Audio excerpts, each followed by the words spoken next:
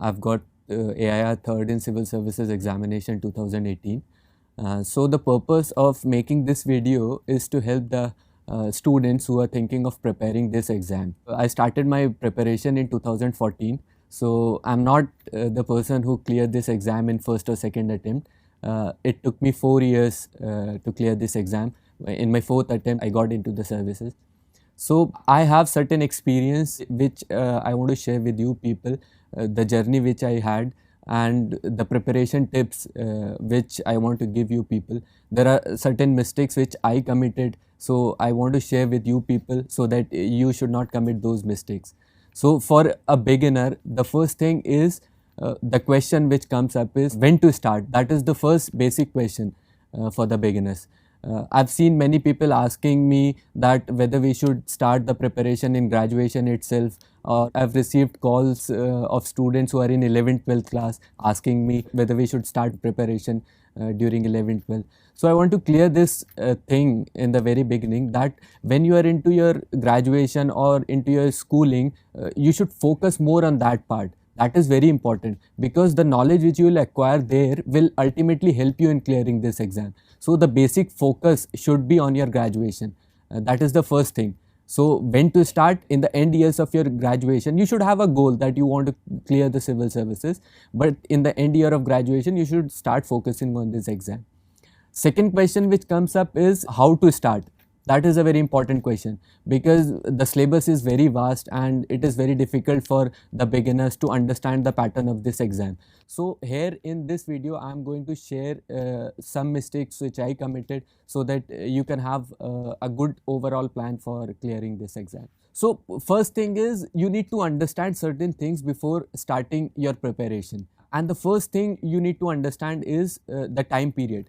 At least 2 to 4 years are required for clearing this exam. Say if you clear this exam in first attempt also, then also it requires 2 years, because you start your preparation, then the whole circle of exams completes in 1 year, and up to the time you go to the academy, it takes around 2 years. So you should have this period in your mind, that will take minimum of 2 years and it can go up to 4-5 years. So you should be ready for that. That is very important, first thing that you need to understand. The second thing is, as everyone knows, UPSC is called as the mother of all exams. So you require ruthless determination in this exam. Everyone knows it's a fact that the success ratio of this exam is very less, to the tune of 0.1%. Lakhs of candidates appear in this exam and only few get selected. So ruthless determination is what is required for this exam. So this is second most important thing. There is no space for committing any mistake in this exam. I've seen people who have given interview and then they have flunked in prelims. There is no space for committing mistake. You need to understand this thing. Third thing you need to understand before starting your preparation is that the exam, it's a long process and you'll see many failures during this exam. I'm telling this based on my experience. I've failed in prelims, mains, interview. So there are a lot of failures. So you need to prepare your mind. You need to prepare yourself for these failures. If you'll be ready, if you'll accept these failures, if you'll see it in a positive perspective, then they'll teach you a lot. So these few things are there that you need to understand before starting your preparation. So now I'll come to how the whole strategy should be to prepare for this exam. So basically what happens in our college system, normally it is the case that in June the graduation gets complete and people start preparing for this exam. So what I have made is I've taken June as the starting point, and from June to next 2 years I have made this plan, because at least minimum 2 years are required for this exam. So when you come in June, suppose you are starting your preparation, so the first thing what you have to do is you have to cover your basic NCERTs. That is very important. That will make your base understanding of all the subjects, history, polity, social science and everything. So reading NCERTs is very important and you have to be very thorough with the NCERTs. Don't just read them to finish those NCERTs, read them to understand them in a very better way. So that is very important. In June, the first thing you should do is start with the NCRTs. Some people ask this question whether coaching is required the moment you enter this UPSC preparation, whether coaching is required or not. So I'll say that in the starting, coaching helps you in putting you in a particular direction because a lot of things are required to study. So what to study, what not to study, they segregate these things. So it helps you. But if you are confident that you can do without coaching also, it is up to you. Many people have seniors, many people have aspirants who help them in this journey. So it's up to them how they decide this thing. So from June to September, that is the first period where I'll focus upon.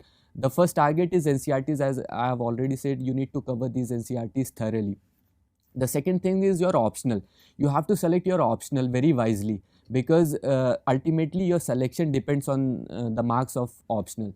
So when you're coming after graduation, the main reason behind selecting your optional should be your interest. Many people say that I have particular subject in graduation but I'm not comfortable in it, so you should not go for it. If you are very comfortable in your graduation subject, go for it. It doesn't matter what is the trend of that particular subject, how many marks are coming or how many students are taking that subject. If you have interest, if you think you are confident you can get marks in that subject, go for it. That is, interest is the main criteria before selection of your optional. So I'll say that what I did for my optional selection, I shortlisted few subjects like geography, history and political science. I read few books of these subjects and I realized that geography is the subject that interests me more. So I took geography as my optional. Your interest should be the main criteria behind your optional selection. So June to September, June, July, August, September, these 4 months are there in the starting. So you have to start your GS preparation and optional preparation simultaneously. So when NCRTs are covered, you have to start your optional also. You can join any coaching for your optional, or if you think you can do self-study, you can start with that. So in these 4 months, you should focus these two things. So this is the first thing that you need to understand in these 4 months. And also the syllabus and previous year's papers, they are very, very important. When you start your preparation, focus on these two things. At least for 1 and 1.5 months, you need to analyze the previous year's papers and syllabus. They'll give you an idea what UPSC is asking and what is the demand of UPSC. The easier it is for you to understand, the easier it will be for you to clear this exam. So focus on this part. And people ask me that when you are starting your preparation, whether answer writing should be your priority, whether newspaper should be your priority. I'll suggest that in these 4 months, you should not focus much on newspapers and you should not focus much on answer writing. Answer writing in these 4 months you should do for the sake of writing only. I'll suggest on the weekends you can go for answer writing. Few questions of previous years you can write, and you can write some essays that you should write only to make it as a habit. That will help you. And newspapers, I will suggest you should not read newspapers, you should not spend unnecessary time on newspapers. Just for the sake of reading, you can get into the headlines, but apart from that, you should not spend much time on newspapers in these particular 4 months. So this is what is the strategy for these 4 months. Now, the next period is from September to December. So this is the period when you are done with some part of your general studies, you are done with your optional. So you have a basic idea of what UPSC is all about. From now onwards, the role of newspapers and current affairs becomes important. Now you will be able to understand what you need to read from the newspaper, what you should not. That will help your time. So from September to December, you should focus on newspapers and current affairs because they will help you a lot. So in June to December, the first period is June to September and September to December. In this whole period, the first reading of your GS and optional should get completed. This is very important because after that you have to focus on other areas also. So up to December, if your first reading is complete, then you can focus on your second reading. So the next period for me is from December to March. That is very important. So in this period, what you need to do is, as you are done with your general studies, as you are done with your optional, now there is a paper called ethics. If you take up ethics, in the starting itself, you will not be able to understand the demand of that paper. So December to March is the period from where you should focus on ethics paper. And second is the essay paper. You'll also be able to understand the demands of essay in this period only, when you will have covered the GS and the optional paper. And in this period only, the second reading should get completed from December to March. because revision is very, very important. You should understand this thing, that whatever sources you have, whatever things you are reading, you should concise it as much as possible, because unnecessary going for different books, going for different magazines will not help you. You should concise your syllabus and revise it as much as possible. And in this period only you should develop this habit of note making. That is very, very important. So note making is something that will help you in mains as well as in prelims also. So in this period you should focus on your notes making. In another video I'll take up how to make notes. In this video I'm taking up what strategy you should follow. So this is the period from December to March where the second revision should be done, and the ethics and essay paper you should get an idea of, and you should start preparing your notes. So the next period, which is from March to June, usually the prelims is in June. So March to June should be solely dedicated for prelims. What happens that when you're starting in June and preparing up to next June, you have an integrated study. You focus on prelims, you focus on mains, everything you do. So in this particular period, March to June, you should focus on prelims only. So this is very important. So for prelims, you should do test series as much as possible. They are very, very helpful. They'll help you in getting an idea what kind of questions comes in the exam, and they'll help you in developing that thing, that how you are going to tackle this exam in the examination room. So test series is very important.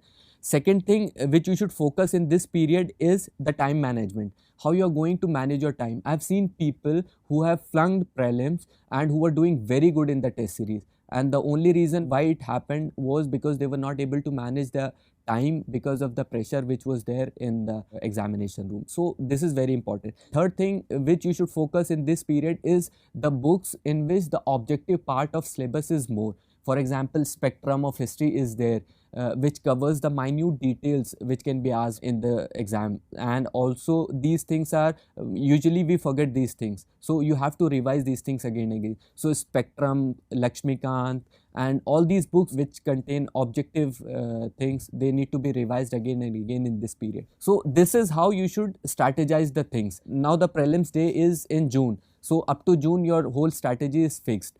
As soon as you give the prelims, the main thing is you come and check the answer key whether you are clearing it or not. So it is important that you should start your preparation of mains from that day itself. If you think that whether I am clearing or I am not clearing, you will waste your time, because 1 month it takes for UPSC to give the result for prelims exam. So you start the preparation from the next day itself of prelims. So now you have a time period from June to October. Mains is in October. So what should be your focus in these June, July, August, September, October, in these 4-5 months? Your focus, main focus in these months should be answer writing. You should understand this thing, that if you will not practice answer writing, you cannot clear mains. It is an essential part of mains.